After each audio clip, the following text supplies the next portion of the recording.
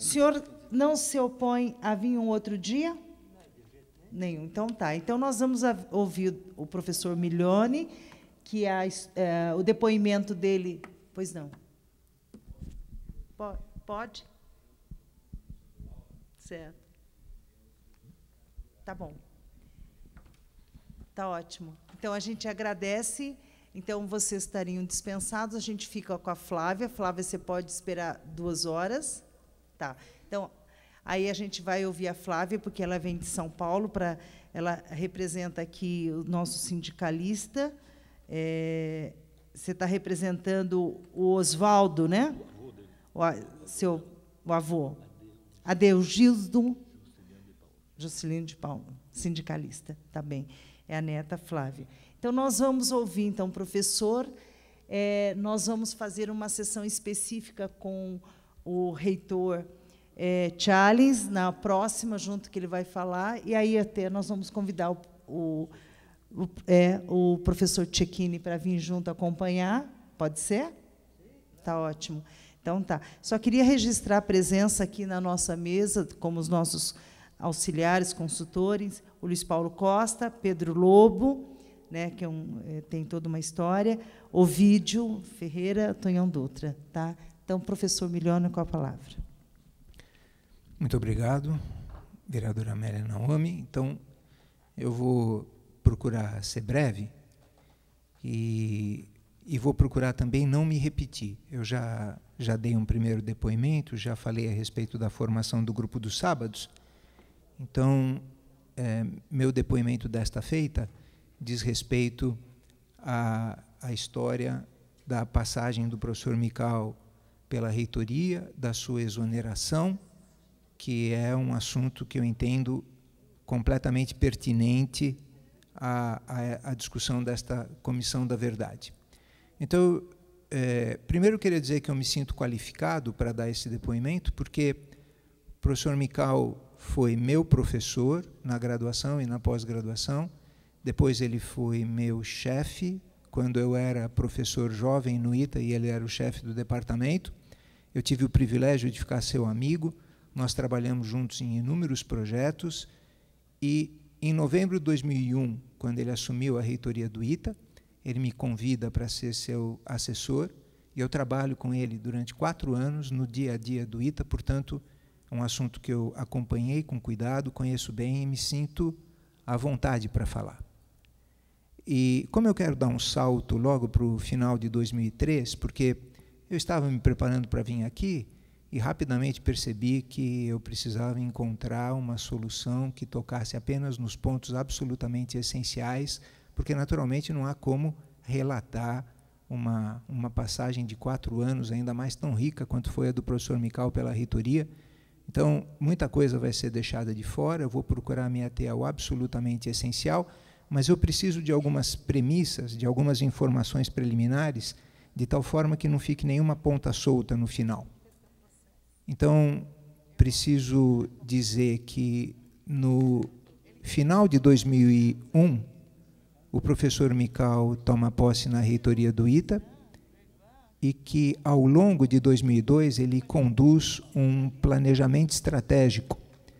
Planejamento estratégico que tinha por objetivo dar a ele uma noção do estado da instituição ITA, que o professor Mical havia deixado há algum tempo, e também para estabelecer uma série de metas. E é um planejamento estratégico tão bem conduzido, tão transparente, tão participativo, que aqui eu já me antecipo e digo que, em 2005, quando a congregação do ITA faz uma carta de protesto contra a exoneração do professor Mical, que era uma pessoa muito querida por todos, e especialmente da forma que foi feita, a congregação faz questão de citar esse planejamento estratégico e os méritos que foram estabelecidos ali. E eu preciso citar algumas coisas desse planejamento estratégico, repito, para que não fique nenhuma ponta solta. Por exemplo, nesse planejamento estratégico, o professor Mical estabeleceu metas que incluíam coisas deste tipo.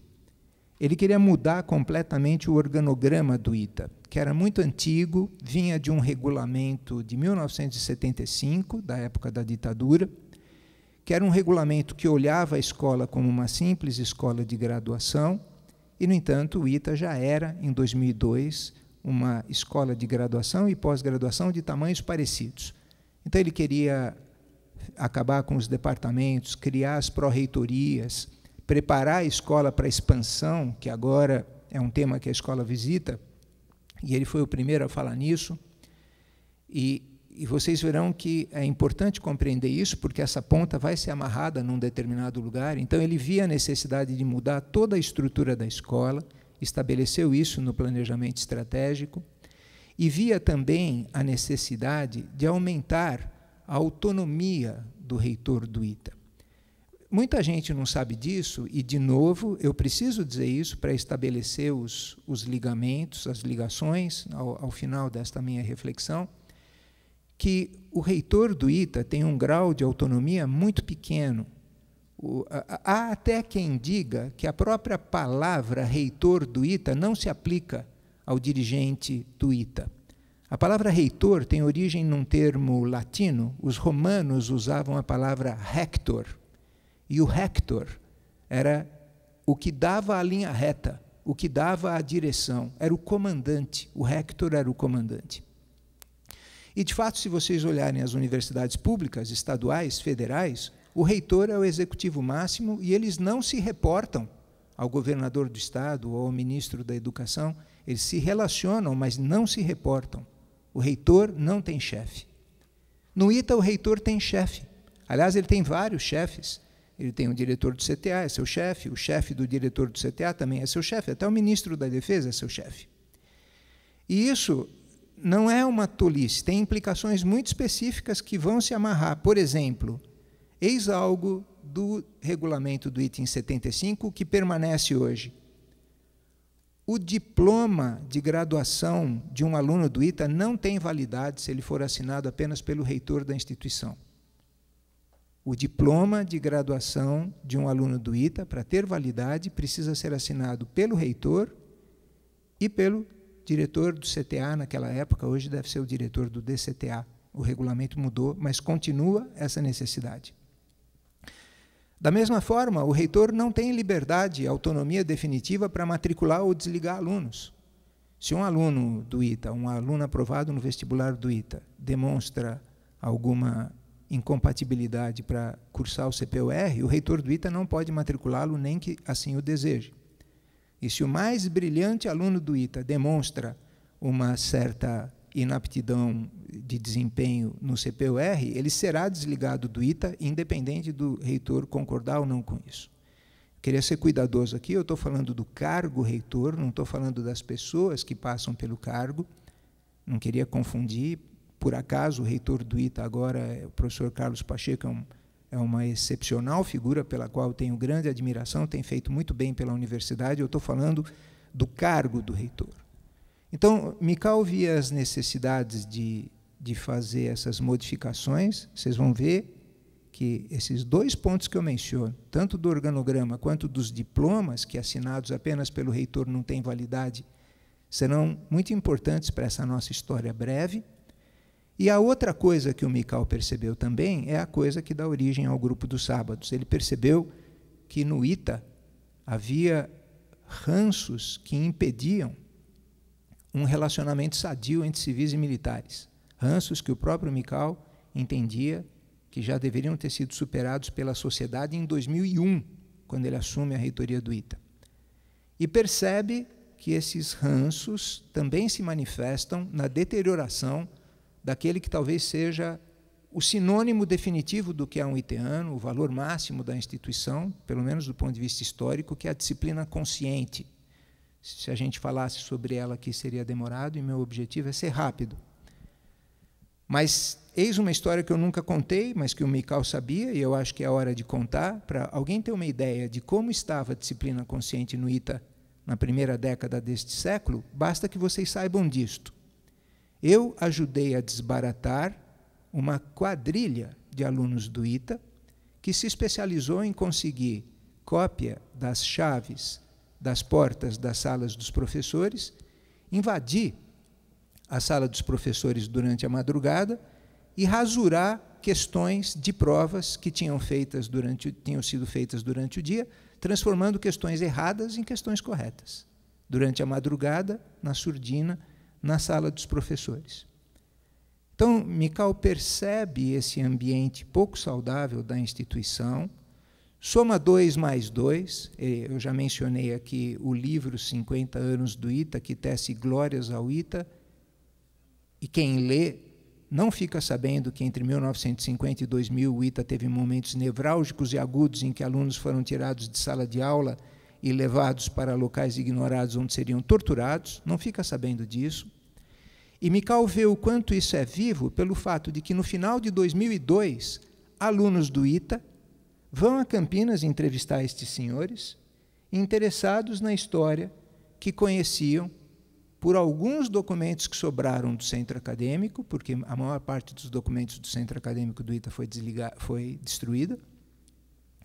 E os alunos vão saber o que aconteceu com esses alunos desligados em 75, que é uma história que o ITA se nega a contar. Eu me lembro do Mikau tecendo a seguinte reflexão: o ITA não tem culpa do que aconteceu, mas no momento que ele torna esse assunto tabu e se nega a falar nesse assunto, ele introjeta a culpa de algo do qual o ITA é essencialmente vítima.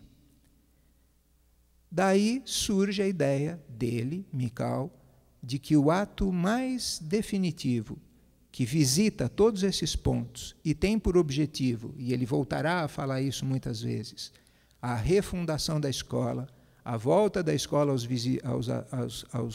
aos fundamentos essenciais, aos valores essenciais, se daria com uma visita a esse tema, que é tabu, visita essa sob a condição de que seja um abraço amplo, de que todos participem, que não pode ser uma briga de ninguém contra ninguém, me chama e me pede para contactar os alunos, e aí eu dou um grande salto, porque eu já dei o meu depoimento a respeito de como foi formado o Grupo dos Sábados, então eu posso já chegar no final de 2003, dou um salto grande. Quem, por acaso, tem interesse, as gravações desta comissão estão disponíveis até no YouTube, então tem uma sessão que fala sobre os iteanos de 64 e 65. Eu conto a história da formação do Grupo dos Sábados, de como as coisas aconteceram espontaneamente, porque o Mikau queria tocar nesse assunto, mas ele não sabia como. E surgiu aquele senhor André Alckmin, a respeito do qual eu já falei, que concebeu a criação do grupo por sugestão do Sérgio Salazar, que acabou gerando aquela bonita ideia de que a reparação definitiva se daria a partir do momento que o ITA concedesse aos alunos desligados às vésperas da formatura o diploma de engenheiros do ITA, não um diploma honoris causa, não um diploma de homenagem, mas o diploma de engenheiros do ITA. E, em outubro de 2003, o grupo, que passou a se chamar Grupo dos Sábados pela simples razão que se reunia aos sábados, encaminha ao reitor essa proposta. O reitor recebe a proposta e monta uma comissão muito bem concebida, que é presidida pelo professor Sacani, vice-reitor do ITA àquela época e vice-reitor do ITA hoje, que é um professor que tem uma vocação jurídica muito grande, apesar de engenheiro, ele entende demais de leis, e compõe também a comissão o professor Carlos Miller, que era, à época, o que hoje seria o pró-reitor de graduação, e, finalmente, o professor Danilo Chesco, que é o decano do corpo docente e colega de turma do André Alckmin, da turma 1961, se não me engano, talvez 1960. A comissão analisa o pedido do Grupo dos Sábados, encontra fundamentação jurídica, dá um parecer que fica pronto em fevereiro de 2004, então estamos avançando bem. Nesse parecer, sugere ao Mikau alguns passos, e um dos passos é que o assunto seja submetido à congregação. No dia 4 de março de 2004, Mikau encaminha o assunto à congregação, lentamente, qual é o jeito certo de fazer, e no dia 4 de março de 2004, numa reunião que eu reputo histórica, muito emotiva, a congregação do ITA não apenas aprova por unanimidade uma moção que tem um texto belíssimo, que eu já encaminhei à comissão, assim como vários outros documentos eu encaminhei, se faltar algum, fico à disposição para encaminhar, mas tem um texto belíssimo porque ela não apenas acolhe o parecer da comissão, ela autoriza o reitor a matricular os alunos. O ITA não pode matricular compulsoriamente. Ela autoriza o reitor a contactar os alunos, convidando-os a se matricular novamente na escola, visando a entrega do diploma. E o mais bonito é isso, ela se solidariza integralmente com o propósito final da iniciativa, que é o ITA. O objetivo sempre foi o ITA, a volta dos valores fundamentais do ITA, a compreensão de que aquele assunto tem que ser visitado com serenidade, sem revanchismo, num abraço sereno e universal, que era a expressão que o Mical mais usava e do qual ninguém ficasse de fora. Não havia disputa alguma. A congregação aprova essa moção. Essa moção é um momento de muita emoção. Nós imaginamos que o assunto evolui muito bem quando surge um primeiro golpe, que é também um grande divisor de águas. Então, eu tenho que reconhecer aqui, já admiti que eu estou pulando muita coisa, essa história é muito mais longa, mas eu quero me ater aos meus 30, 40 minutos. Então, vamos ao primeiro golpe, que é muito grande. O vice-reitor Sacani vai a Brasília, numa reunião de trabalho, e nessa ida dele a Brasília, em algum dia de abril de 2004, ele é chamado, março ou abril, ele é chamado pelo diretor do DPED, que é o chefe do reitor, naquela época. O diretor do DPED era o chefe do diretor do CTA, que, por sua vez, era o chefe do reitor. E esse diretor do DPED, que é um brigadeiro, chamado Brigadeiro Bambini, dá ao vice-reitor o seguinte recado: diga a seus colegas do ITA que esses diplomas não serão concedidos nem que a vaca tussa. Aqui eu preciso abrir aspas, nem que a vaca tussa, fecha aspas. Que é uma frase grosseira, preconceituosa, tola, mas que seria apenas uma frase infeliz, não fora também uma declaração de guerra, e é isso que ela é. É preciso que seja dito que essa frase é proferida sem um único pedido de esclarecimento. Eu chequei isso. Quer dizer, o brigadeiro Bambini não pergunta a ninguém por que a congregação aprovou aquela moção, o que havia por trás, desconhece a existência de um grupo do qual fazem parte civis e militares, desconhece a iniciativa do reitor do ITA, o espírito que está por trás da iniciativa do reitor do ITA, mas solta esse desafio, que é também uma declaração de guerra, e se torna um divisor de águas. Eu explico por quê. Até o final de 2003, o reitor Mical é o reitor modelo, admirado por todos, uma unanimidade, com uma excelente relação com o seu chefe imediato, que é o brigadeiro Ribeiro, diretor do CTA, e melhor ainda, com o chefe do brigadeiro Ribeiro, que é o brigadeiro Reginaldo, que é o diretor do DPED, até o final de 2003, e que viria a ser reitor do ITA depois do professor Sacani, que foi reitor por um curto período, logo depois que o professor Mical foi exonerado.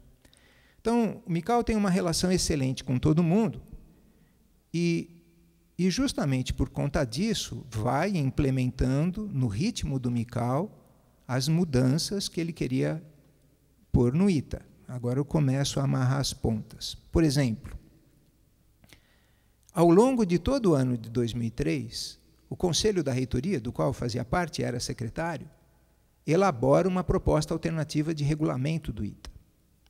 Em outubro de 2003, o ITA encaminha essa proposta de regulamento às autoridades competentes que tinham que aprová-la. É uma proposta que moderniza completamente o regulamento do ITA, e é preciso que seja dito do bom relacionamento que Mical tinha com seus chefes. Ele despachava regularmente sobre as propostas que estavam sendo feitas de alterações, e tínhamos todos a segurança de que a aprovação da mudança seria algo banal.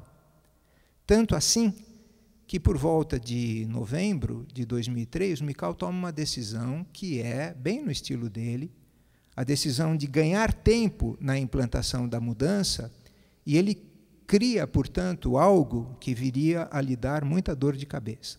A gente passou a chamar de o ITA real e o ITA virtual. O que é o ITA real? É o ITA que existe, sob o regulamento de 1975, com departamentos, uma estrutura voltada à graduação, sem pró-reitorias. E o que é o ITA virtual? É o ITA novo. É o ITA com um organograma que já olha para a escola com um olhar de quem vai expandir a escola, de quem reconhece a importância da pós-graduação, que historicamente era menor.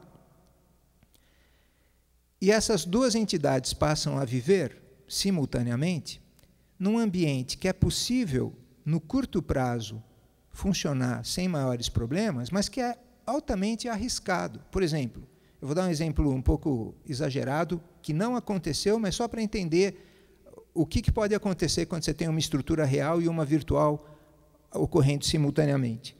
Você tem um determinado documento que precisa ser encaminhado por mim, no ITA virtual, mas no ITA real é você que tem que encaminhá-lo, eu acho que tem que ir desse jeito, você acha que tem que ir do outro jeito, mas como o ITA que está valendo é o virtual, faça do jeito que eu mandei. Eu repito, não aconteceu nada tão agudo, mas fica fácil de perceber a dificuldade que há nisso, né? Pois bem, então vamos lá, emendando as pontas. Em outubro de 2003, quando esse novo regulamento é encaminhado, Mikau tem a segurança de que ele vai ser aprovado imediatamente. E ele não é, até por conta do acaso, a gente nunca pode esquecer o papel do acaso. E o acaso aqui se manifesta de um jeito trágico. Em agosto de 2003, vocês vão de se lembrar, no dia 22 de agosto de 2003, acontece o desastre do VLS em Alcântara, morrem 21 servidores federais no lançamento do VLS, e isso para o comando da aeronáutica inteiro, particularmente o CTA e o DPED. E os brigadeiros Reginaldo e Ribeiro deixam seus cargos e são substituídos pelos brigadeiros Bambini, no DPED, e Viana, no CTA, e o brigadeiro Bambini faz, no início de 2004, essa declaração da vaca, ficou conhecida entre nós como a declaração da vaca, que é também uma declaração de guerra ao reitor. E um primeiro ponto de ilustração dessa declaração de guerra é que o regimento, entregue em outubro de 2003, é engavetado, e eu já antecipo aqui, que ele jamais seria aprovado durante toda a gestão do Mikau. Mikau é exonerado em julho ou agosto, julho, eu acho, de 2005, e o novo regulamento do ITA é aprovado apenas em 2006. Eu peço perdão, talvez às vezes eu use a expressão regimento no lugar de regulamento. Se eu fiz isso é engano, são dois documentos diferentes. Eu aqui estou falando do regulamento, que é um documento de mais alto nível, é uma espécie de estatuto. O ITA não tem estatuto, então ele é regido por regulamento. Regimento é uma coisa mais interna. Então essa é a primeira coisa, e aí tem várias outras, mas eu tenho que ser fiel ao meu compromisso com objetividade, então vou dar saltos. Vou lembrar que, em meados de 2004, Mikau vai ao alto comando da aeronáutica, disposto a explicar seus planos para o ITA, e preocupado com os conflitos que vê na sua relação com o diretor do CTA, seu chefe, brigadeiro Viana, que vai protagonizar, estamos chegando lá, um outro momento agudo para o ITA no final de 2004 e início de 2005, e também dificuldade de relacionamento com o brigadeiro Bambini. Vai, expõe seus planos no alto comando, de várias fontes eu ouço que a reunião ocorre muito bem, que Mikau é uma pessoa que se expressa bem, tem excelentes planos para o ITA, não tem nenhuma dificuldade em defendê-los no alto comando, e quando ele retorna, todos querem saber a respeito do assunto mais nevrálgico, que é a questão da concessão dos diplomas. Mikau nos diz que esse assunto não surgiu e nos explica que, no seu entendimento, ele estava lá para responder perguntas de quaisquer naturezas e, como ninguém fez pergunta a respeito desse assunto, ele entendeu que não era necessária ou não era adequada a iniciativa dele de trazer esse assunto. Mas, revigorado pela excelente repercussão da passagem dele pelo alto comando, poucas semanas depois, Mikau redige o documento definitivo com o parecer dele, reitor, sobre a moção da congregação que o autorizava a matricular os alunos visando a concessão do diploma. O documento do Mikau é um outro primor, que eu também já encaminhei à comissão, em que, de novo, ele menciona que o objetivo de tudo que está sendo feito é a refundação dos valores essenciais do ITA que não é culpado pelo que houve, e, de caso pensado, eu sei porque eu discuti isso com ele, ainda tem a grandeza de dizer que tudo que está sendo feito está feito sob a égide da dignidade de pessoas como Casimiro Montenegro Filho e Eduardo Gomes. Cita os dois, que viriam a se tornar, no final da vida, dois oponentes, mas ele cita os dois dentro do propósito do abraço amplo, que contempla todos, que não deixa ninguém de fora, mais uma vez fazendo uma oferta do tipo mão estendida. Muito bem, com o documento do MICAL, os alunos são contactados, se quiserem, para fazer a matrícula. São os 6 alunos que foram desligados às vésperas da formatura, Salazar e Trevisan em 1975, como vocês ouviram aqui, e em 1965, Ezequiel, Farias, Ismanhoto e Tocoro, sendo que 3 deles já deram o depoimento aqui na Comissão da Verdade. Então, mais uma vez, nos preparamos para fazer a cerimônia, quando vem uma ordem do Alto Comando de Brasília, que é a ordem de que esse assunto só terá continuidade se submetido à comissão de anistia. E aí surge, vejam as pontas amarrando, uma questão assim: se o ITA quiser dar o diploma só com a assinatura do reitor, o problema é do ITA. Mas, para que o comandante do CTA também assine, e, portanto, o diploma tenha validade no regulamento que está em vigor, é preciso que o assunto passe pela comissão de anistia. E aqui eu posso dar outro salto grande, porque no depoimento do que aconteceu em 64 e 65, os alunos, particularmente Ezequiel e Gilcio, contaram detalhadamente essa história de como muitos entendiam, eu me reservo o direito de concordar, que, na verdade, isso era uma tentativa de fazer com que o assunto se prolongasse por muitos e muitos meses ou anos, mas como a comissão de anistia rapidamente compreendeu a beleza do gesto e processou-a em tempo muito rápido. Então, essa história também eu creio que já foi contada, eu posso pular, então eu vou para o outro momento nevrálgico da seleção que eu fiz tentando ser breve no relato sobre a exoneração do MICAL. Chega o final de 2004 e é feito o vestibular de 2005 do ITA. Na nomenclatura do ITA, e eu acho que é uma nomenclatura universal, você dá o nome do vestibular do ano seguinte. Então, é feito o vestibular de 2005, como todos os outros vestibulares, são aprovados uma determinada relação de alunos, exatamente como tinha sido feito em 2003, 2004. Quando os alunos chegam ao ITA no início de 2005, eles são submetidos a um exame de saúde, atenção para esse detalhe, legal, rigorosamente legal, mas que, do meu melhor conhecimento, e todos os interlocutores com os quais eu tive a oportunidade de conversar, nunca tinha sido feito antes, nunca foi feito depois. Mas um exame de saúde tão rigoroso que desligou 35 alunos dos que haviam sido aprovados no vestibular. E as razões do desligamento eram: você é muito magro, você é muito baixo, você é muito gordo, você não é nem gordo nem baixo, mas a relação da sua altura com o seu peso não cai numa faixa que é a faixa adequada, seus olhos não são perfeitos.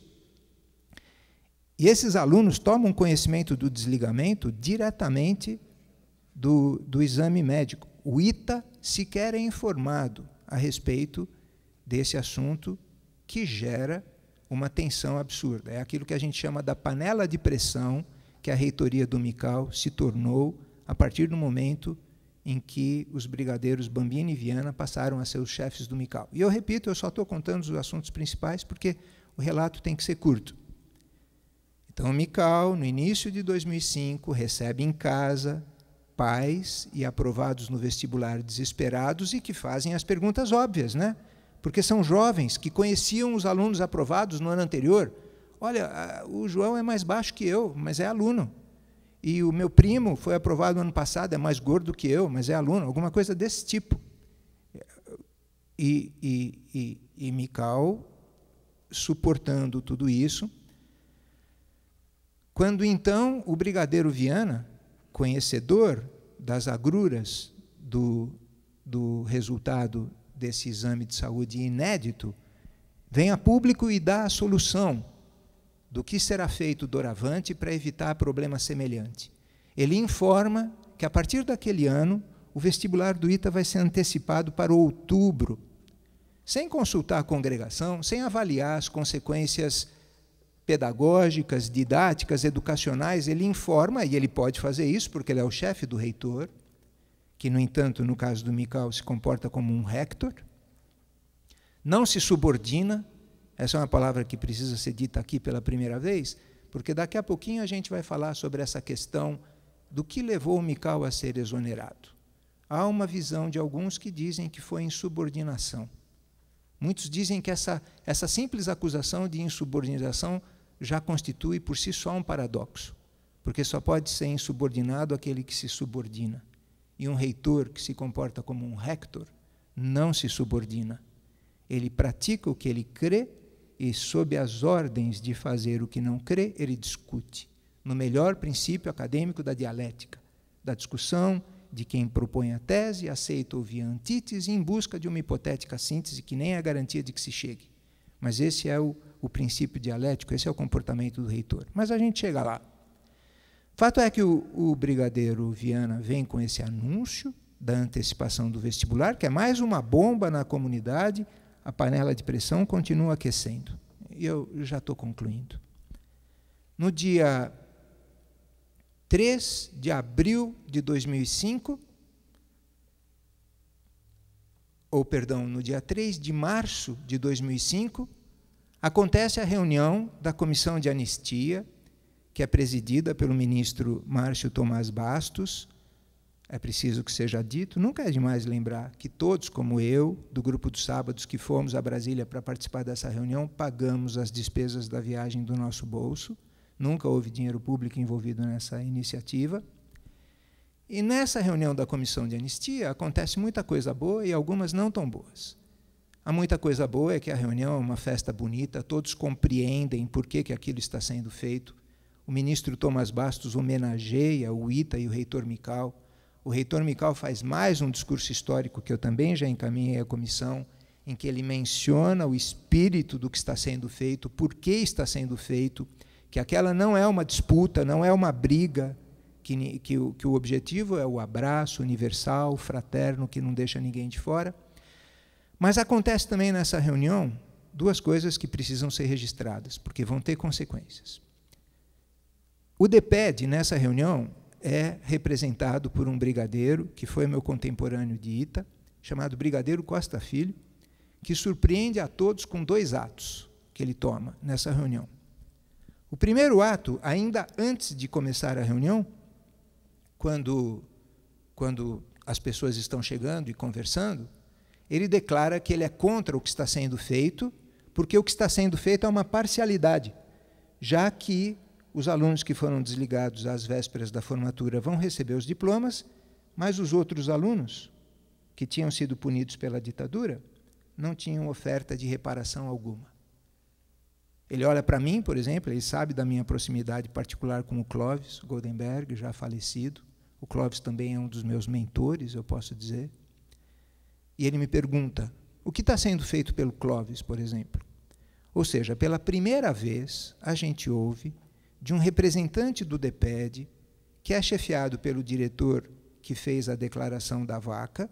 Os diplomas não vão ser concedidos nem que a vaca tussa, que é também uma declaração de guerra e um desafio. Mas agora a gente ouve uma versão nova. A irritação é porque tem gente de fora.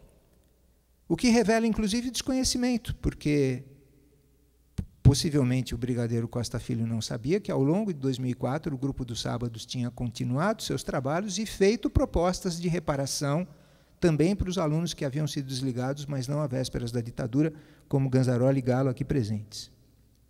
Portanto, esse tema também havia sido abordado. Fato é que a reunião se dá, e ao término da reunião, que é muito bonita, também reputa histórica, o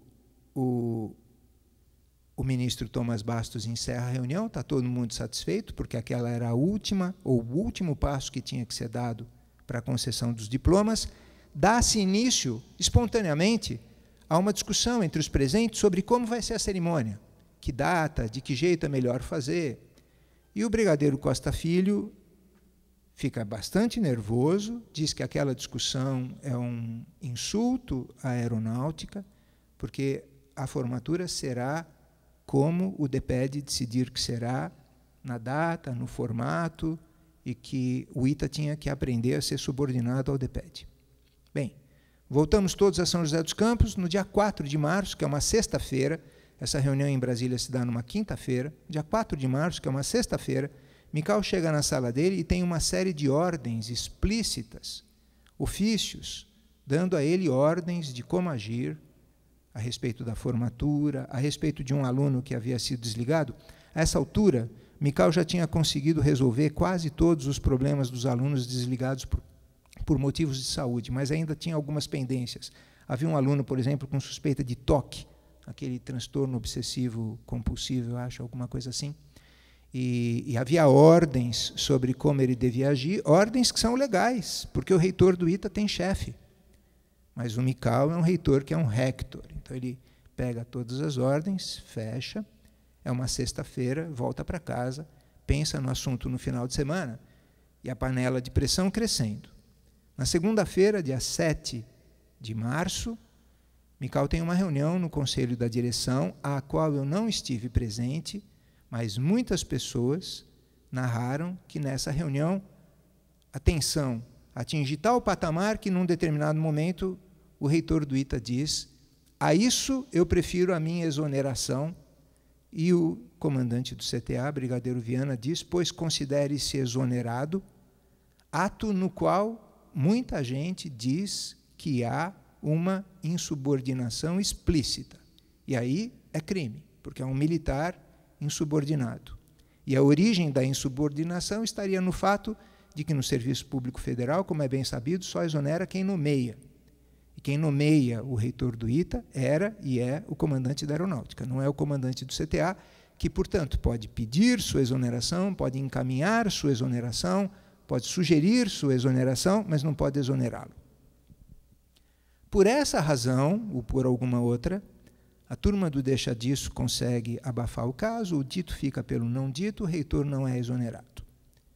No dia 8 de março, Mical adoece, no dia 9 não vai ao ITA, no dia 9 de março não vai ao ITA, e eu e o professor Sacani, seu vice-reitor, vamos visitá-lo em sua residência, e o que eu vejo, esse homem que eu já deixei claro que é uma referência na minha vida profissional, eu já disse, eu sou quem sou porque fui aluno do professor Mical Gartenkraut, esse homem eu vejo bastante abatido, moral, psicologicamente, grogue da quantidade de remédios que tinha tomado.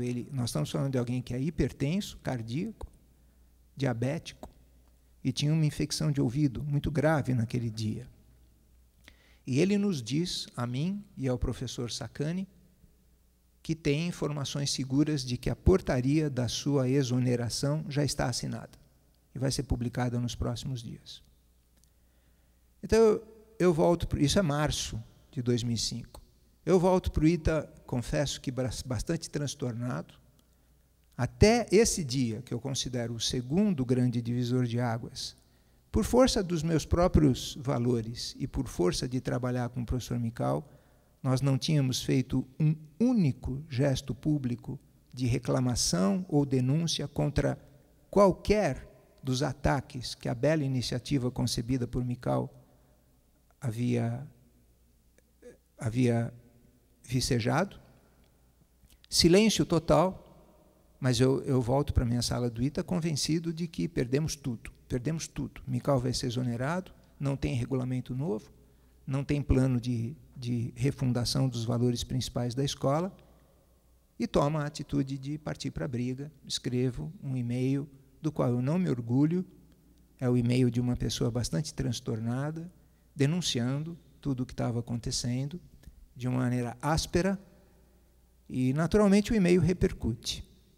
E, com a repercussão, eu me lembro, não sei se o professor Cecchini vai se lembrar, no dia seguinte, o e-mail é forte, o professor Cecchini vai à reitoria do ITA para conversar com o Mical a respeito do que é aquilo, e o Mical me chama, e eu vou à reitoria pronto para receber um pito, que eu provavelmente merecia, de pessoas como o professor Cecchini Mikau. Estou disposto a tomar pito a qualquer momento. E eu fiquei muito emocionado de ver o professor Mikau, que não havia conversado comigo a respeito desse assunto, me defendendo voluntariamente e dizendo ao professor Cecchini que os termos daquele e-mail talvez pudessem até ter sido um pouco ásperos demais, mas que ele estava seguro de que ele só se mantinha naquela cadeira por conta daquele e-mail. Fiquei, de fato, bastante emocionado.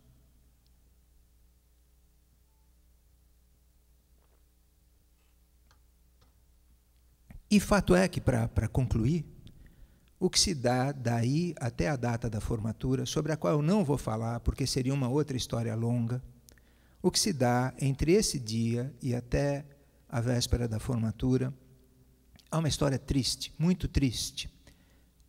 Tudo que havia de bonito, de belo, acabou, foi perdido. A coisa foi transformada numa disputa. O espírito de reconstrução da escola não existe mais. A beleza do gesto se perdeu na força unilateral de quem quis transformá-lo numa disputa. O que passa a ver, então, é uma série de discussões tristes a respeito de como seria a formatura. E aqui eu faço questão de citar também o acaso, porque eu correlaciono as coisas. Esse é o momento também, abril, maio de 2005, em que surge e atinge um ápice o escândalo que viria a ser conhecido. Naturalmente eu não vou comentar, só estou registrando pela importância histórica, como o escândalo do mensalão. E é muito curioso perceber o endurecimento das negociações por parte dos nossos interlocutores a respeito do formato da formatura, à medida que o governo federal se fragiliza por força desse escândalo. Eu tenho e-mails mencionando muito tangencialmente esses assuntos, mas eu sempre estabeleci a relação. Então, eu não acreditava que em 2005 eu estava participando de reuniões que discutiam coisas do tipo quem pode falar, quem não pode falar na reunião, na entrega dos diplomas. Eu não acreditava que em 2005 eu estava discutindo quem vai ser convidado. Eu me lembro de a partir de um determinado momento, a relação entre o brigadeiro Viana e o professor Mikau atingiu tal grau que, às vezes, o brigadeiro Viana chamava a mim para conversar com ele. Por exemplo, fui eu que recebi a informação do brigadeiro Viana de que a formatura ia ser em junho, como queriam os alunos, porque ele e o brigadeiro Bambini queriam que a formatura fosse no final do ano, junto com os alunos. Quando o brigadeiro Viana me diz que veio uma ordem de Brasília, e eu não tenho nenhuma informação sobre como essa ordem veio, e a formatura vai ser em junho, conforme os alunos pleiteavam, eu disse ao brigadeiro: eu não quero que o senhor imagine que eu considero essa uma vitória, porque não pode ser vitorioso quem jamais aceitou participar de qualquer disputa. Isso, para mim, é uma informação. E renovo a minha percepção de que isso só tem sentido se for um abraço amplo, geral e restrito, que não deixe ninguém de fora, no melhor espírito de reconstituição da escola. Mas o fato é que as negociações evoluem, o professor Cecchini fica sabendo que vai poder falar. O professor Cecchini é o escolhido pelos formandos, os 6 formandos, como professor homenageado. Só na véspera do dia 25 de junho, que é o dia que a formatura acontece em 2005, a gente fica sabendo que ele poderia falar, porque, apesar de estarmos há quase 30 anos da conclusão da ditadura, ainda havia esse ranço permitindo que um assunto do tipo quem pode e quem não pode falar fosse um assunto a ser discutido numa formatura de alunos do ITA, agora sim oficial, com assinatura no diploma do reitor e do diretor do CTA, mas com a perda de toda a beleza essencial do que havia sido feita. Dá-se a formatura, esse assunto, eu não sei se eu estou respeitando o meu tempo ou se eu passei dele, mas eu estou concluindo, Esse assunto daria uma outra hora para descrever o que acontece na formatura. Fato é que a formatura passa e na semana seguinte tem uma reunião do Conselho da Reitoria. E nessa reunião do Conselho da Reitoria, o Conselho faz um apelo ao professor Mical para que o professor Mical aceite ficar mais um ano à frente da reitoria. É preciso que seja dito que no regulamento do ITA daquela época, o reitor não tinha mandato. O professor Mical, quando assumiu em novembro de 2001, apenas comentou que ele achava natural estabelecer para si próprio um horizonte de 4 anos. Portanto, em novembro de 2005, ele deveria sair. Mas por força de tudo o que aconteceu, por exemplo, por força daquele regulamento engavetado, por força das dificuldades e pela razão que na semana seguinte à entrega dos diplomas imaginou-se que se poderia respirar de maneira um pouco mais calma e aliviada, porque aquele macaco tinha saído das costas, Mical aceita ficar por mais um ano e eu registro isso na ata do Conselho da Reitoria, que é uma razão para grande celebração. Mais tarde eu viria a saber que o simples registro dessa decisão do reitor de aceitar ficar mais um ano também é considerado um caso de insubordinação, porque o reitor não tem nada que decidir a respeito do seu mandato, o mandato dele é de propriedade do comandante da aeronáutica, portanto, é considerado mais um ato de insubordinação, e a verdade é que daí a alguns dias, de alguma forma, eu confesso que eu não me lembro como, mas o comando da aeronáutica divulga que o próximo reitor do ITA será o brigadeiro Reginaldo, que nem verdade é, porque é preciso que o professor Sacani assuma a reitoria durante um período curto, e o professor Mical é exonerado sem a cortesia de um aviso prévio, um contato com quem quer que seja, e com a ignorância completa de todas as inúmeras manifestações de solidariedade que o reitor Mical recebeu da congregação do ITA, dos professores do ITA, dos alunos do ITA, que entregaram uma bela placa que eu também encaminhei à Comissão da Verdade. E com isso eu concluo, talvez apenas com esta reflexão adicional, porque eu prefiro deixar para cada pessoa a interpretação a respeito de por que razão o professor Mical foi exonerado. Há a versão de que ele foi exonerado porque foi insubordinado. Há a versão de que ele foi exonerado porque não se curvou aos defensores equivocados dos valores da ditadura, na qual eu creio.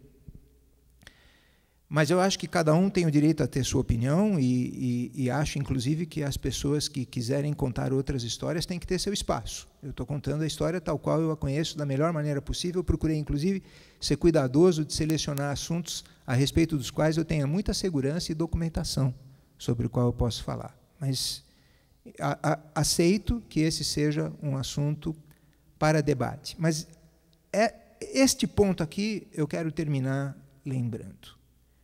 Eu quero citar o seguinte: no livro de Fernando Moraes, ele alude, num determinado momento, ao diário de Casimiro Montenegro Filho. Eu não tive acesso ao diário, eu vou admitir que o livro diz a verdade. E no livro, quando ele cita o diário de Casimiro Montenegro Filho, ele cita a seguinte frase, que não é exatamente essa, eu não decorei nem tomei nota, mas é mais ou menos a seguinte frase, que sai do diário do brigadeiro Casimiro, do marechal do ar Casimiro Montenegro Filho.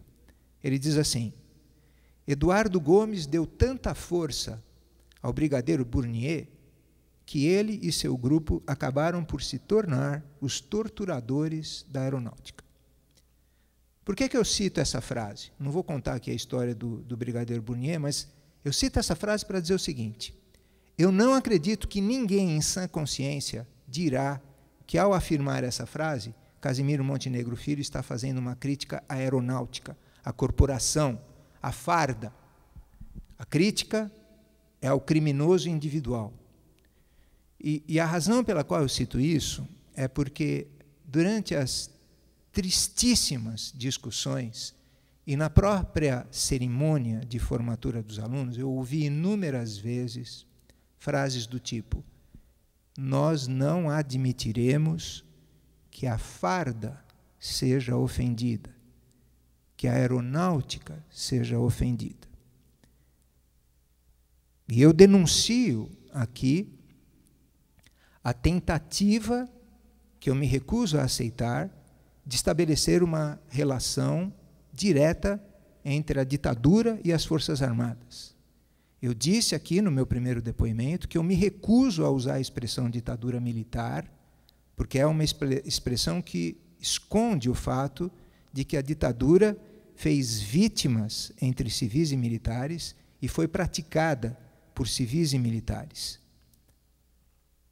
Portanto, não há culpa de uma corporação, não há culpa das Forças Armadas, mas se não há culpa, também não pode ser estabelecida uma relação que procure transformar numa ofensa à corporação, à farda, aquilo que é uma denúncia contra uma ditadura.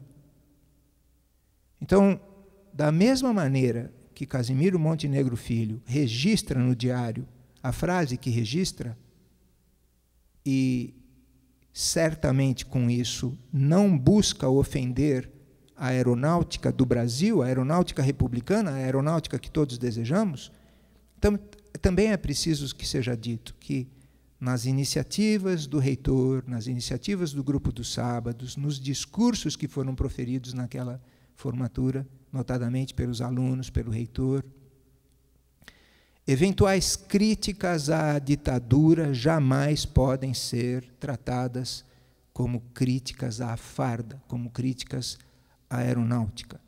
Não são, e cumpre esse alerta, cumpre estar atento a esse nefasto jogo de se dizer defensor de uma corporação, se dizer defensor da farda, quando talvez esse que se diz defensor seja, na verdade, o usurpador da farda, da corporação que ele afirma justamente defender. Então, com isso, eu concluo. Peço perdão se eu me alonguei mais do que eu pretendia, mas eu entendo que essa é a história da passagem do professor Mical pela reitoria, no resumo que eu me propus a fazer, repetindo que eu sei que eu deixei muita coisa de fora, mas eu pensei no assunto e eu entendo que eu visitei os pontos principais. Muito obrigado. Vamos abrir, né? Vocês querem falar? Deixa eu falar um negócio. Amélia, deixa eu falar um negócio. Pode falar. Fala, Luiz Paulo. Bem, Luiz Paulo, professor Milione, realmente a precisão do seu testemunho é impressionante, e nós que assistimos aqui de fora todos esses episódios, e principalmente levamos um tremendo susto com a demissão, a exoneração do reitor Mical, né? A gente não tinha ideia de toda essa situação, certo? Mas realmente nos chocou muito, né?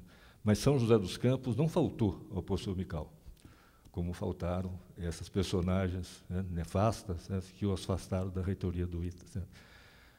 A primeira oportunidade que ocorreu em relação à indicação do presidente do Conselho Deliberativo, né, da Associação Parque Tecnológico de São José dos Campos. Certo? E ele estava vago, né, e precisava-se recomendar, certo? E esperava-se da prefeitura na época, né? O engenheiro Rio de Kojima, vice-prefeito e secretário de Desenvolvimento Econômico e da Ciência e Tecnologia, era a pessoa realmente que teria que articular essa indicação, essa recomendação. E eu era diretor da secretaria, certo? E numa reunião, junto com o Kojima, né, nós aventamos, então, o nome do professor Mical para presidir, né, o conselho da Associação Parque Tecnológico de São José dos Campos. E o Kojima disse assim, ótima lembrança, certo? Você está encarregado de convidá-lo. Né?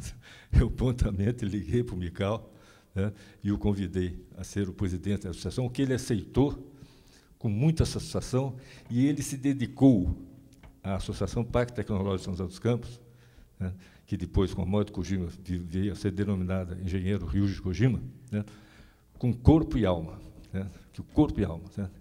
Ele vinha a São José dos Campos, ficava realmente o dia todo, certo, em reuniões, certo, no conselho da Associação Parque Tecnológico, dando todo o seu esforço, certo, voluntariamente, né, porque não tinha qualquer remuneração, né, mas ele vinha, certo, para São José dos Campos e se dedicava. São José dos Campos realmente não faltou, e essa foi uma homenagem, certo, que a cidade pôde prestar ao que o professor Mical fez como reitor do ITA, sem dúvida alguma. Né? E que a cidade está fazendo, e essa escolha foi uma escolha coletiva da nossa comissão. Acho que é um registro importante, até porque, mesmo no processo democrático, a gente depara com situações bastante difíceis, visto as manifestações e gente ainda, as manifestações de julho, e alguns ainda no Facebook, como disse aqui o professor. Né? Então, infelizmente, são retrocessos que nós temos. Eu queria abrir, se alguém mais quer, ou mesmo dos idos de 74, fiquem à vontade, professores. O vídeo.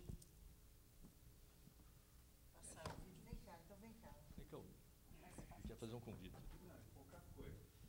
Não, registrar que está na nossa mesa, foi aqui incorporado, o Getúlio, que hoje é anistiado da Embraer, mas é o representante do Sindicato dos Metalúrgicos para discutir as questões de anistia. Né? Então, o Getúlio, por diversas vezes, lá em Brasília, viu do governo brasileiro o reconhecimento dos anistiados. Né? Esteve na minha audiência, em várias outras dos trabalhadores, mas não só dos trabalhadores, mas dos militantes que foram anistiados pelo governo brasileiro. Não, é rápido. É que o foco está em São José dos Campos. Eu militava em São Paulo e os acontecimentos lá foram mais ou menos parecidos. E que o problema não foi de São José dos Campos, foi no Brasil todo e toda a América Latina. Então, o que aconteceu foi um contexto, né, da conjuntura internacional, né, e que essa influência ainda vivemos até hoje, sendo pressionado pelo regime e o grande império. É isso. Alguém aqui da mesa? Marcelo? Não? Então, vou chamar a Flávia. Vem nessa mesa mesmo, Flávia. E aqui. Para fazer o depoimento aqui. Vou fazer o convite aqui, porque, como está tendo várias iniciativas da Comissão da Verdade, a Comissão da Assembleia Legislativa vai fazer uma atividade, não está aqui, a ocupação cultural da OAB, Oportunidade, na Brigadeiro Luiz Antônio, 1247, dia 30, agora às 17 horas, é isso? Onde funcionava a auditoria militar. Ela vai ser uma ocupação, vai ter uma peça de teatro, e a ideia é transformar num centro cultural. Auditoria, que é chamada auditoria de guerra. Né? Bom, lá funcionou a ocupação cultural do prédio, onde funcionou, nos tempos da ditadura, a justiça militar. Então, essa é uma oportunidade para o Teatro Popular União e Olho Vivo, que eles estão fazendo esta ocupação no dia 30 de novembro, às 17 horas. Então, é bastante importante, até porque esse espaço que foi tão duro, né, que torturou milhares de jovens brasileiros e militantes, cidadãos, será ocupado hoje pela cultura. Então, nós vamos passar aqui agora, na segunda fase da questão de 1975, na cidade de São José dos Campos. Então, Flávia Lúcia Serafim, obrigada, veio de São Paulo, para fazer o depoimento do seu avô, Adeugildo Justiniano de Paula.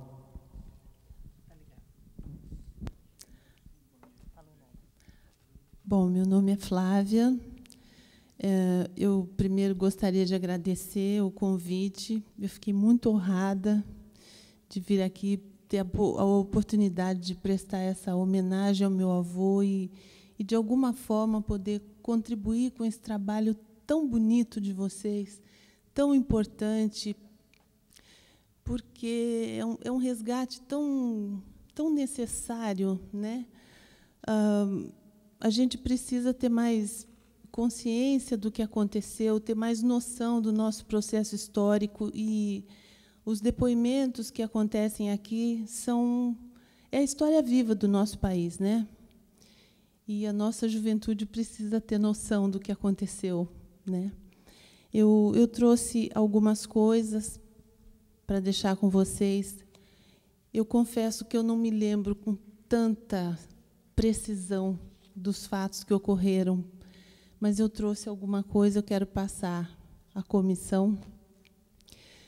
Eu escrevi algumas coisas sobre o meu avô. Eu gostaria que vocês entendessem que é um relato meio de neta apaixonada. Eu, à época, tinha só 17 anos, e, embora ele fosse uma pessoa muito politizada, muito culta, muito engajada, sabe? Eu não tinha nem metade do conhecimento dele, eu não tinha muita noção do que estava acontecendo. E eu fui pega muito de surpresa com o que ocorreu com ele em 75.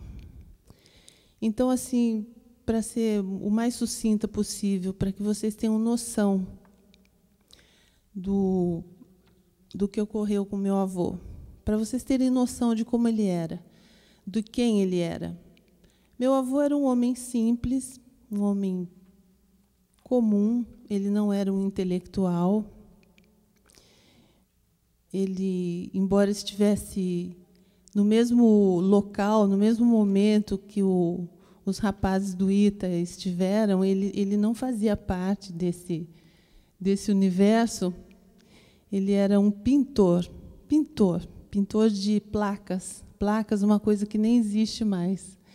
Ele era desenhista e pintor. Ele pintava placas que hoje em dia foram substituídas por luminosos, por banners. Não existe mais isso, placas.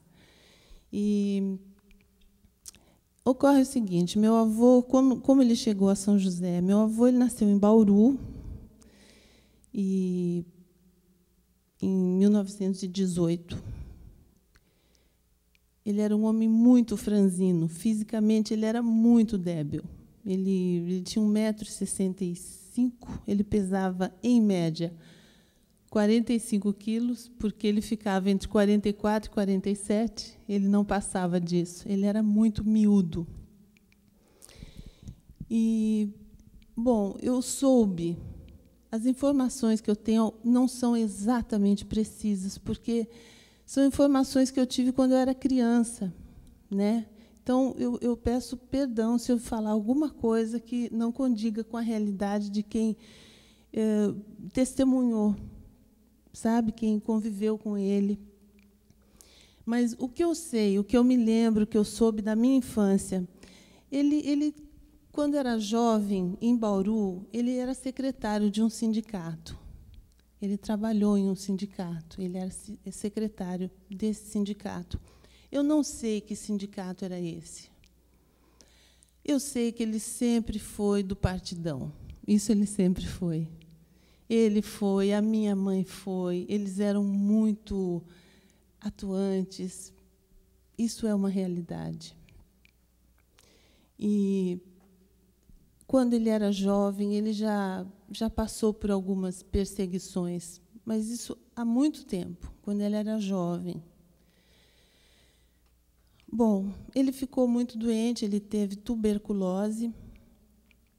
E, naquela época, a tuberculose era uma doença horrorosa, era uma doença muito difícil de ter cura, e praticamente só em Campos do Jordão as pessoas conseguiam se curar. Então, ele veio com a minha avó e a minha mãe para Campos para poder se tratar.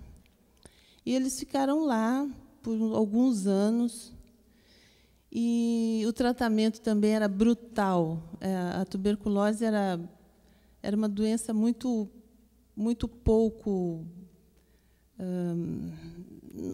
A medicina não tinha os recursos que tem hoje, então era brutal o tratamento. A maioria dos tuberculosos, eles tinham as costelas cerradas, eles acabavam ficando muito lesados. Os sobreviventes ficavam lesados. Eu lembro que, na minha infância, o São José dos Campos tinham muitos velhinhos como o meu avô. A maioria dos amigos dele eram assim. Eles eram muito magrinhos, eram a maioria tortinhos, porque todos tinham sequelas da tuberculose. E São José dos Campos, naquela época, era cheio de gente assim, porque o pessoal se tratava lá, se curava e vinha fazer o restabelecimento aqui nos sanatórios, no Vicentino Aranha, né? Eles faziam toda a recuperação em São José dos Campos. Então, São José dos Campos, naquela época, nos anos 50, naquela época, tinha muita gente que era sequelado de tuberculose. Meu avô era um deles. Então, por volta de 48, 49, por aí, ele veio para cá com a minha mãe e com a minha avó. Se restabelecer em São José e eles ficaram aqui. E ele era pintor, teve a oficinazinha na casa dele. Ele provavelmente continuou tendo as posições dele políticas. Eu não acredito que ele tenha tido muita chance de militar em função do estado dele. Ele conseguia, no máximo, trabalhar. Ele não conseguia sair por aí fazendo coisas.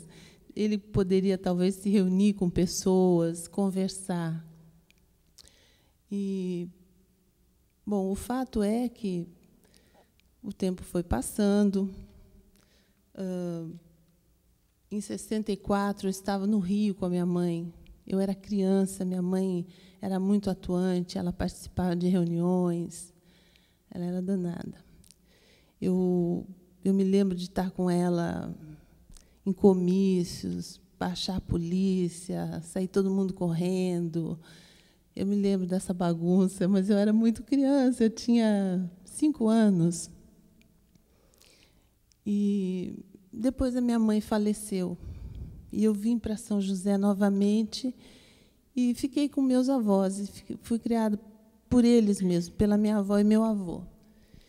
E, quando chega 75, eu já estou mais mocinha, estava trabalhando na Erickson, onde hoje é o Center Valley. Ali era a fábrica da Erickson. Meu avô já tinha uma oficina, ele alugava um ponto. Minha avó era costureira. Nossa vida era bem pobre, nós éramos pobres, simples, comuns. E o país já estava fervendo, estávamos assim no auge da repressão, da ditadura. Estava assim muito forte a repressão. Estavam tendo prisões assim no país todo. As pessoas estavam desaparecendo, sendo presas. Não estavam acontecendo mortes assim, mas estava muita gente sendo presa, muita gente sendo presa. A gente estava vivendo um momento de tensão. Eu não acompanhava tanto isso, mas a gente sentia aquela coisa no ar, sabe, aquele medo. Eu vi o meu avô comentando muito, ele tinha uns amigos que se reuniam e conversavam, enfim.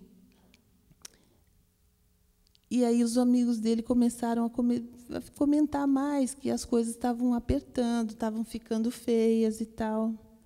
E um dia eu chego do trabalho, em casa, minha avó está apavorada, chorando, desesperada. Meu avô foi preso. Ele foi preso na oficina. Aí deu assim um desespero danado, porque as pessoas que iam presas, elas eram arrebentadas, elas sofriam torturas. E a gente ficava imaginando o que ia sobrar do meu avô, né? Ele era muito fraco, muito frágil. A gente ficou apavorada. Nossa, eu e minha avó, a gente ficou num estado. Aí a gente foi pedir ajuda. A gente tinha, na época, a gente tinha muita amizade com o pessoal do MDB, né? Tinha o Luiz Paulo, tinha todo o pessoal aqui do MDB. Tínhamos aqui, na cidade, tinha Robson, nossa, tinha o Bastos, todo aquele pessoal, era tudo do MDB. E o meu avô era afiliado, vivia em reuniões com esse pessoal, a gente foi pedir ajuda. Era engraçado que a gente tinha tanto problema com isso que, pelo fato do meu avô ser doente, para os vizinhos, a gente falou que ele estava internado. Olha que horror! A gente tinha problemas de falar sobre isso, né? Não era nem vergonha, mas era complicado.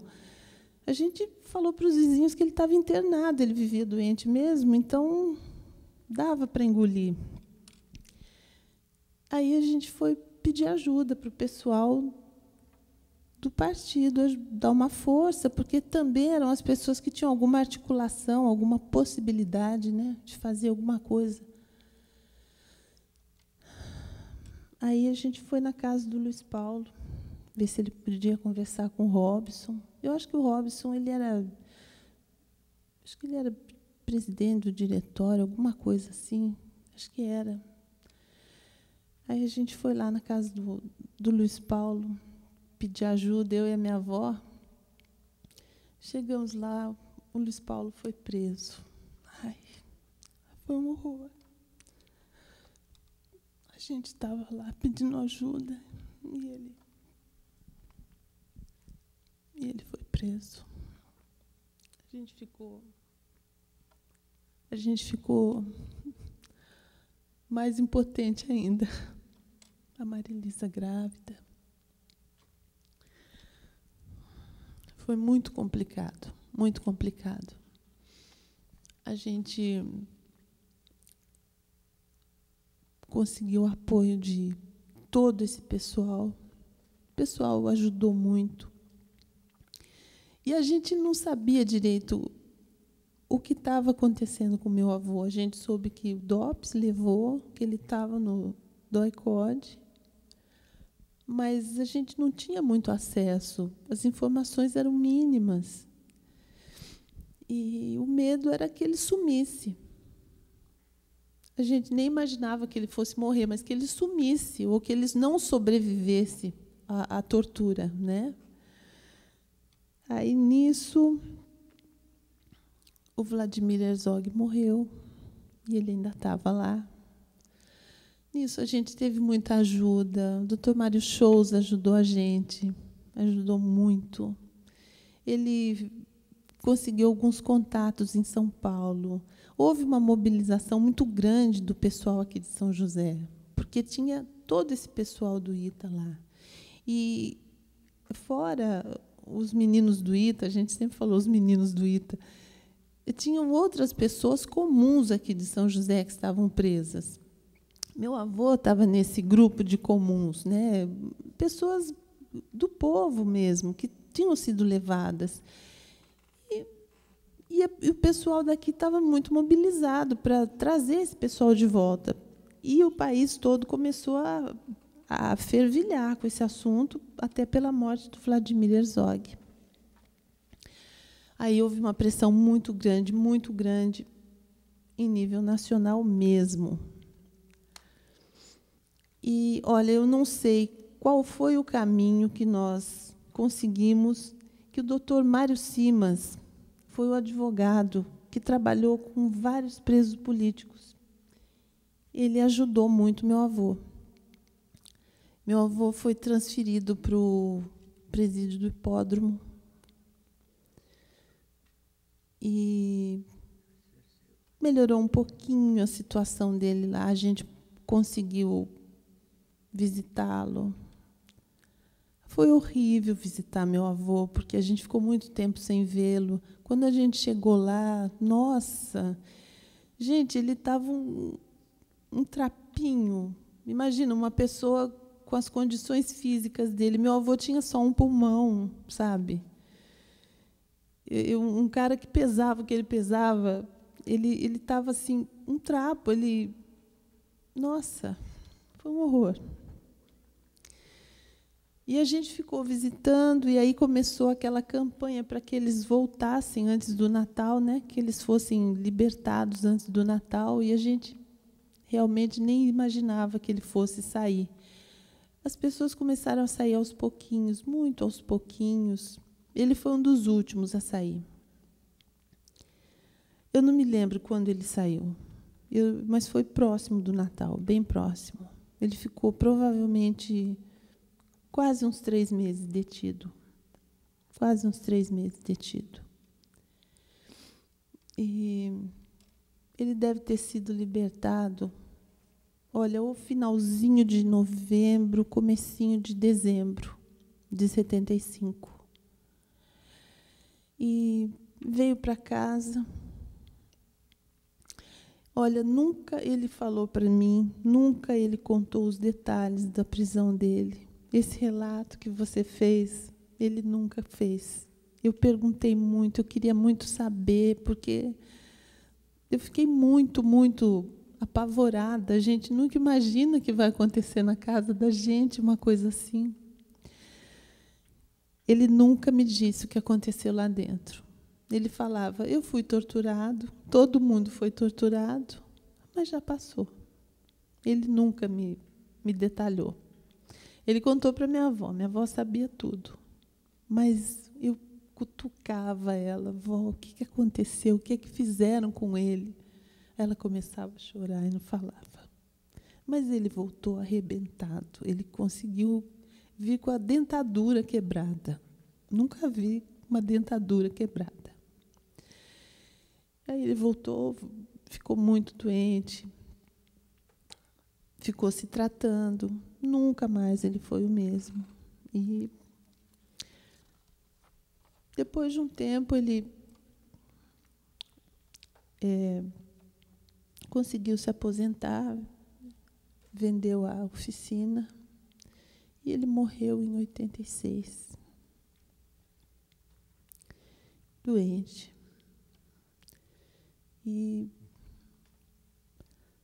depois, em 2000, a minha avó morreu. E aí a gente vê para quê, né? Você vê a vida de tanta gente estragada, de vocês, tão brilhantes, vocês todos, e tão triste, tão triste, muito triste. Nossa. Bom, nós todos, eu acho que esse histórico é para registrar que a gente luta pela liberdade democrática. Nós queremos um país democrático.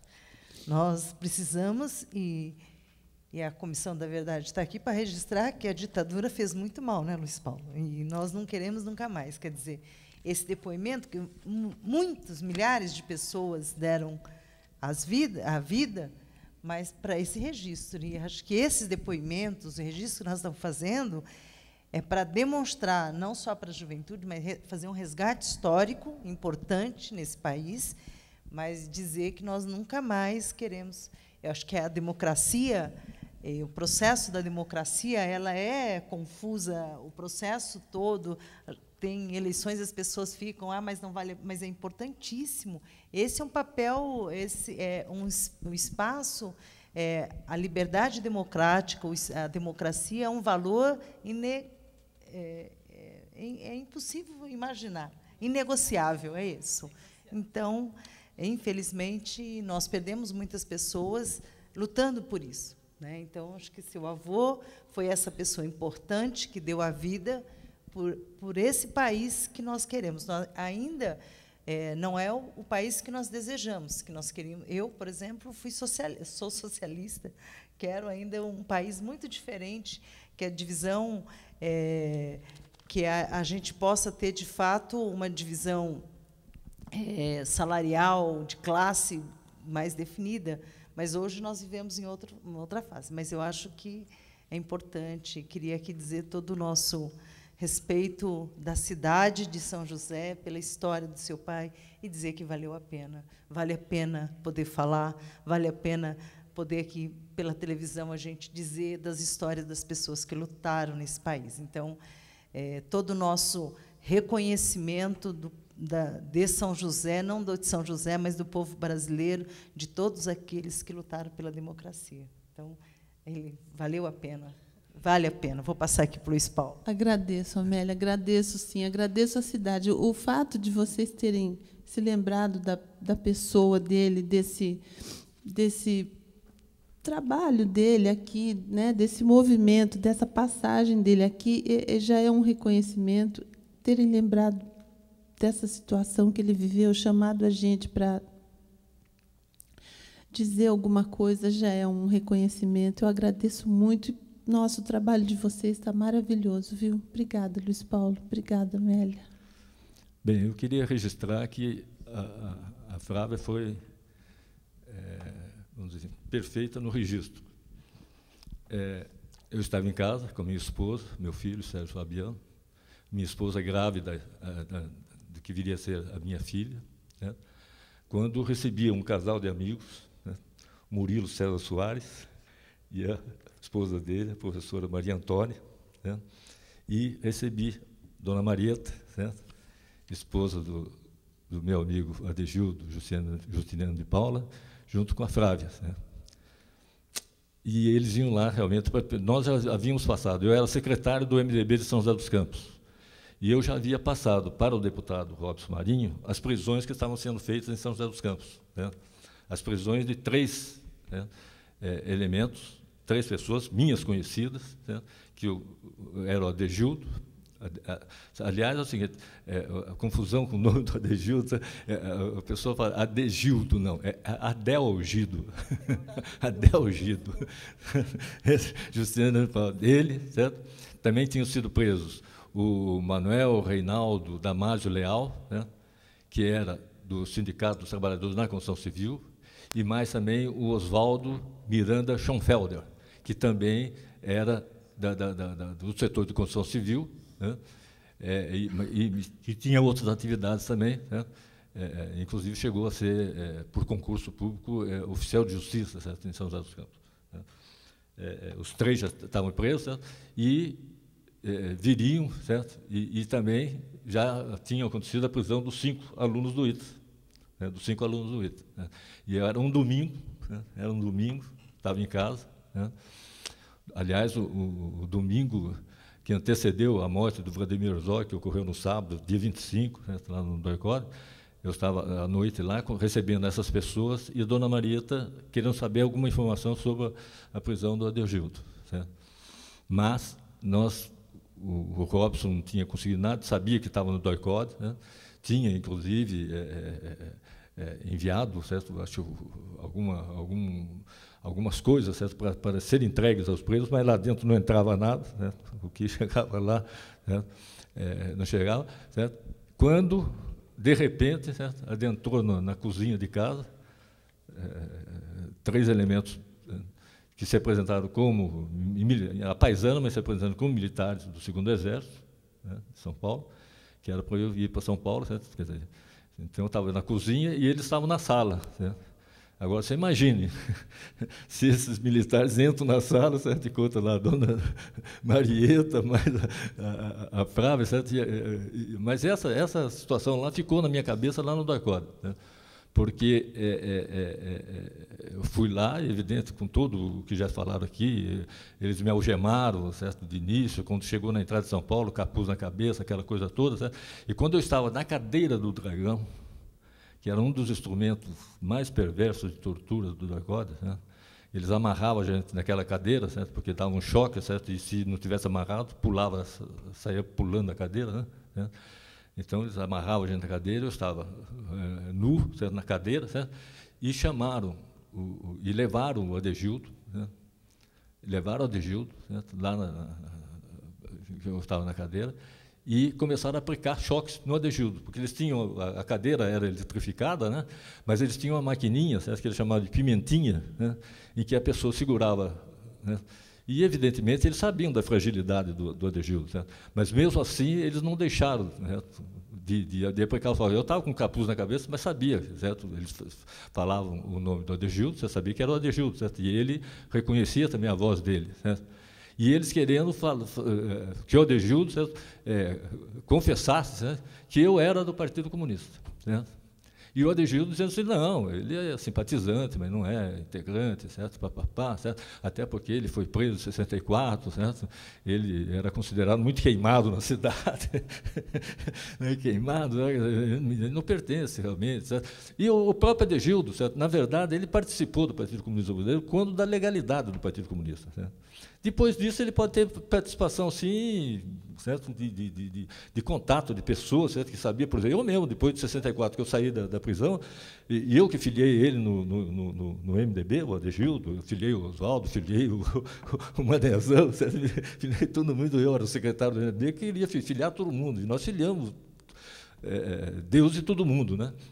No MDB, porque acreditavam que só assim, certo, a gente poderia fortalecer o partido de oposição para derrotar a ditadura e reconquistar a democracia no país. Quer dizer, então, eu procurei o próprio Adegildo, né, e tal, que era uma pessoa realmente muito bem informada, né, conversando com ele sobre política e tudo mais, os fatos e tudo mais, né?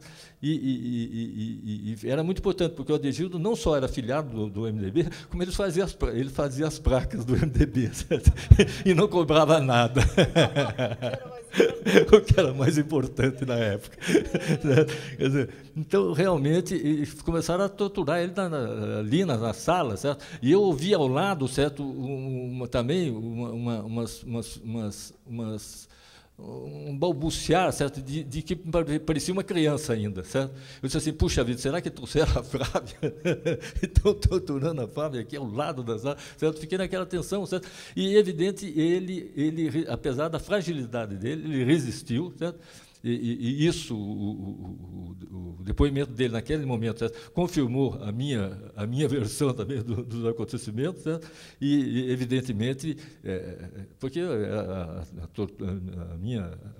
o meu interrogatório na minha chegada lá foi desde o início da noite de domingo, né, até amanhã, certo, de segunda-feira, certo? E nesse período como chamaram também o filho do Miguel Urbano Rodrigues, certo? E esse foi pior ainda, certo? Porque obrigaram ele a ligar a maquininha que está dando choque em mim na cadeira. Quer dizer, então, eram coisas assim inimagináveis o que acontecia ali, certo? No Doicode, certo? E o Adegildo, eu não tenho dúvida nenhuma, Flávio, certo? Que a passagem dele pelo Doicode, certo? E tendo sido torturado no Doicode, certo? Abreviou, certo? A vida dele aqui, certo? Apesar da fragilidade dele, ele teria vivido muito mais tempo, certo? Não teria falecido com 67 anos, né? 67 anos, certo? Com 67 anos, certo? Veio a falecer, e eu não tenho dúvida disso, certo? Porque ele já tinha feito aquela operação né, do pulmão, certo? Ele era bastante fragilizado, bastante enfraquecido, certo? E naquela situação realmente totalmente adversa e levando, certo? E sendo torturado no Doicode, certo? Eu sou testemunha que ele foi torturado no Doicode. Se eu fui, ele também foi, certo? Eu tenho essa testemunha, certo? Porque levaram ele na sala em que eu estava, na cadeira do Dragão, e fizeram ele pegar na pimentinha, certo? E deram choque nele, certo? E eu ouvia a voz dele, certo? E ele falando, certo, a todo momento, não, o Luiz Paulo não é do Partido Comunista, né? Porque foi, inclusive, o Adegildo, eles tentaram usar o Adegildo, né, para também, embora não tivesse na mesma situação, mas também para, de alguma forma, incriminar os alunos do ITA, né? Eles tentavam ligar, certo, as pessoas todas, certo, para incriminar todo mundo, né? Para você ter uma ideia, segunda-feira de manhã, depois da morte do Herzog, que eles precisavam se livrar de mim, que eu poderia ser o próximo a ser morto lá no Doicode, certo? Eles levaram para mim copiar uma declaração em que eu me incriminava. E incriminava outros também. Eu falei, eu achava que eu estava morto, né? Eu achava que eu já tinha... Não, daqui não vou sair vivo mesmo, certo? Eu não sabia o que estava acontecendo aqui fora, certo? Que eles estavam realmente pressionados, certo? Por as circunstâncias da morte do Herzog, toda a manifestação, certo? E eu falei, não, eu não vou assinar nada, eu não vou assinar isso aí, não. Então, trouxeram lá uma folha, então, você escreva aí o que você quiser escrever. Não, escrever o que quiser escrever, eu escrevo, certo? Mas estava em péssimas condições, quer dizer, consegui lá arriscar lá uma lauda e meia, sei lá, certo? E eles levaram lá para o Dr. Paulo, né? E daí eles voltaram com aquela folha e disseram, o doutor Paulo fala que isso aí não é suficiente, você sabe muito mais do que você está falando aí. Isso que você está falando aí é bobagem, né? Fala mais. Eu disse, não, é isso que eu escrevi e é isso que vocês vão ter. Quer dizer, eu não escrevo mais nenhuma linha. Né? Mas daí eles me trouxeram para cá, certo? E a coisa que eu já, inclusive, já relatei aqui, a Comissão da Verdade. Mas eu não tenho dúvida nenhuma, né? E eu acho que a comissão, viu, vereadora Amélia, né? Eu acho que a comissão, porque o Adegildo e a dona Maria não teve tempo para recorrer à comissão da anistia, né? E a Flávia não recorreu até hoje, né? Eu já falei para ela que ela tem que recorrer à comissão da anistia, né, para ver a família ter essa reparação, né? Porque não só sofreu o senhor Adegildo, dona Marieta, certo? Como eles também sofreram, né? Consequências, né? Então, a reparação é devida à família, né? Então, eu acho que assim que ela... O Getúlio está aqui, certo? Ela já se associa à ABAP, né, Getúlio? Se associa à ABAP. E ele orienta você, viu, Flávio? O Getúlio é muito bom, porque ele que me orientou. Certo? Eu orientei outras pessoas, mas ele também me orientou e eu orientava outras pessoas. Certo? Então, o Getúlio pode te orientar a respeito disso, certo? E dar entrada realmente na Comissão de Anistia, e a Comissão da Verdade de São José dos Campos pediu o empenho da Comissão de Anistia para que haja reparação da família do Adegildo Justiniano de Paula. Ok? Queria passar... Então, antes de passar para fazer as considerações finais, eu queria já marcar com o professor Charles Kinsey, ex-reitor do ITA, para quarta-feira da próxima quarta-feira, às 10 horas da manhã. Tá? E aí nós vamos convidar também, de quem ficou, para falar sobre Oswaldo Miranda, João Felder, a esposa que já esteve aqui e o filho Osmar Miranda. Então, os três serão convidados para a próxima quarta-feira, às 10 da manhã. Tá bom? Vou passar aqui, então, para o Galo. Acho mais fácil, Valdir Galo. Está aqui. E aí a gente vai passando para as conclusões. Queria convidar o professor Cecchini para quarta-feira, junto, para acompanhar. Serão 2 reitores, né, para o senhor acompanhar. Pode ser? Pode ser 2 velhinhos, tá bom? Dois velhinhos maravilhosos, que são referências para muitos, para todos que estão aqui nessa mesa, com certeza, né? Então, professor Cecchini, é uma honra tê-lo sempre, poder ouvi-lo, registrar a história e o papel importante que o senhor teve no ITA e nesse país, tá bom? Então, na próxima quarta-feira, o senhor estará junto com a gente. Eu queria falar mal dele, então não vai dar. O senhor vai ter que poupar, então.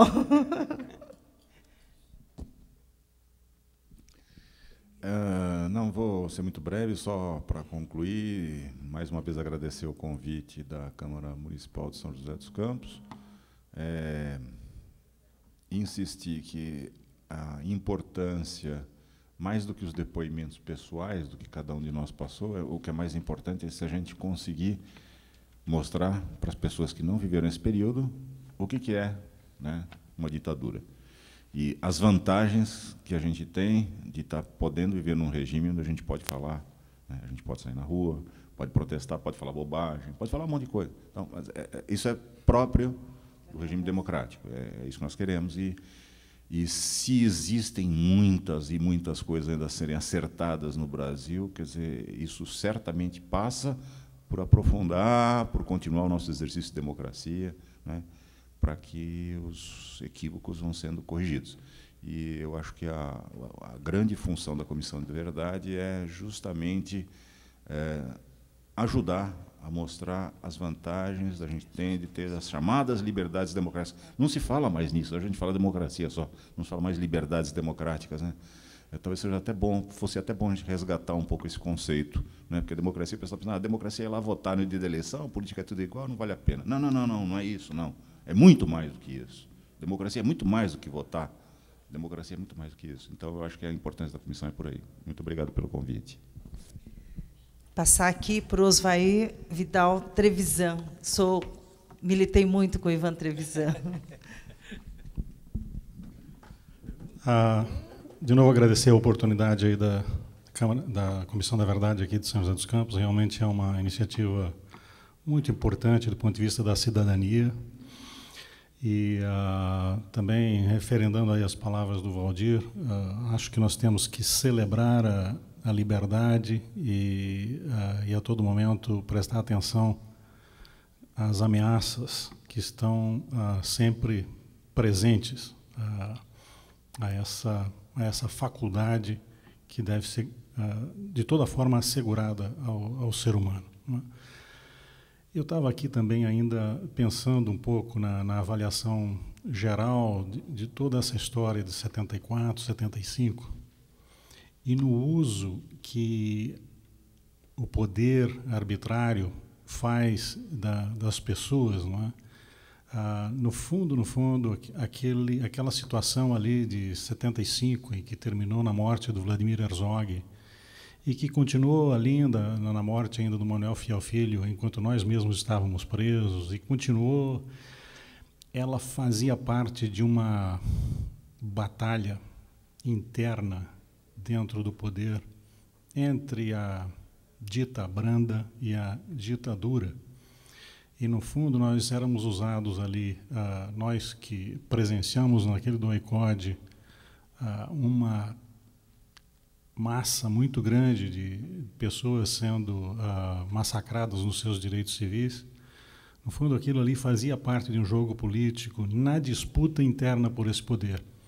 E, no fundo, nós estávamos servindo ali de inocentes úteis, ou de massa de manobra dentro dessa disputa, com todas as consequências que isso acabou acarretando para as nossas vidas, né? Então, hoje, quando a gente olha, de fato, quando a gente olha os políticos e se imagina sendo a massa de manobra de políticos, a situação pode ser ainda muito pior, se a gente for massa de manobra de autoridades autoritárias. De resto, muito obrigado. Obrigado. Eu queria também agradecer a oportunidade que a comissão deu, ressaltando que acho que essa foi, como eu tinha comentado, a primeira iniciativa externa ao ITA para rever essa história. E eu quero um país com memória. Eu acho que essa iniciativa está dentro, a ideia é essa, né? Eu acho que esses documentos, essas histórias que estão sendo contadas aqui, caminham nesse sentido. Não vamos perder essa memória.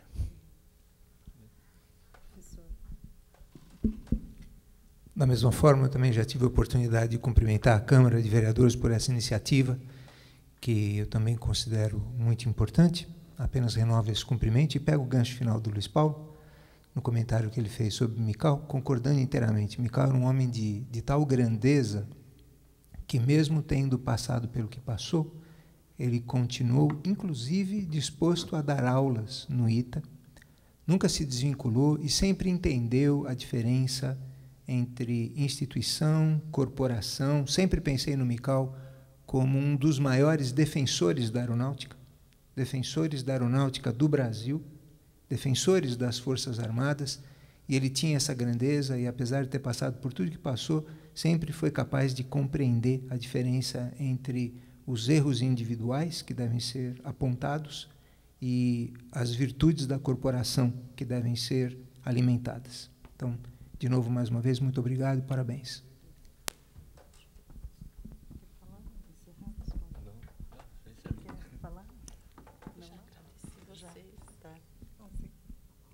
Fique à vontade. Eu queria, então, encerrar. Antes de encerrar, fazer um registro aqui de uma conquista já importante. Nós, o deputado Marco Aurélio, fomos avisados pela Secretaria, pela Fundação Cultural, que temos uma verba de R$50 mil e que será registrado, será feito um registro da Comissão da Verdade de São José dos Campos. Priscila Vidal estava aqui, ontem mesmo ela nos comunicou, então nós estamos pensando, aí Luiz Paulo, no roteiro, como será esse registro da Comissão da Verdade. Então, além do registro que será feito nessa casa, já conseguimos, através dessa verba do deputado Marco Aurélio, a pedido da doutora Ângela, esse registro histórico. Então, todos os depoimentos, não sei como nós vamos pensar como será elaborado esse processo todo, mas queria aqui já enfatizar que nós estamos ainda no início da comissão, porque a comissão ainda